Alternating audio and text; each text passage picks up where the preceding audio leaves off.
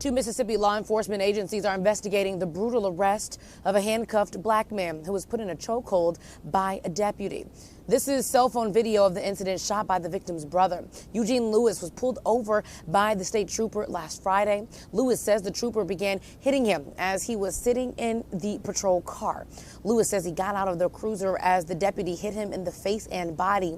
Eugene's brother, Packer, was recording as the deputy tackled him. The Mississippi Department of Public Safety, as well as the State Bureau of Investigations, are looking into this incident. So there were some people online that were saying there were two brave men. Shout out to the two brave men who put themselves in danger trying to protect them. This is very, very scary because this was on a little side back road. It doesn't seem like there would have been any camera footage, any lights that could have seen or helped out with this situation. So again, video footage is coming in handy in situations like this for people, innocent bystanders, who are willing to pretty much show the world what's happening to black people around the world when we encounter police officers. Yeah, you know, when I look at that video, I wonder, okay, were there some words exchanged while he was in the car? First of all, he was handcuffed. So you, as a police officer, you're not in danger. And if there were words exchanged, you are trained to go ahead and just ignore that, right? You have to do your job, carry through. If you're going to arrest someone for whatever the reason was, handle that. But you can't get triggered to where it leads to something like this. The man is defenseless,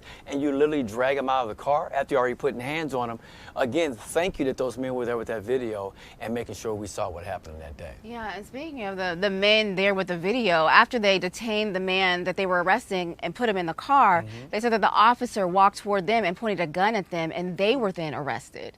For what? I don't know, but that goes back to some of the things you always say, Demi, about people being brave enough to take the video and putting themselves in harm's way so that we have the evidence that we need to show that a crime was committed. Because, you know, a lot of times when we don't have that video evidence, it's like their word against ours, and 9 times out of 10, we're not the ones coming out on top. And so the officer hasn't been named, he hasn't been charged, but in Romeo, he was in handcuffs, as you said, so he was no threat. So there should be, you know, some sort of disciplinary action taken here, and we have no word on what that is yet, though. But something should happen. Keep us always posted. Yeah.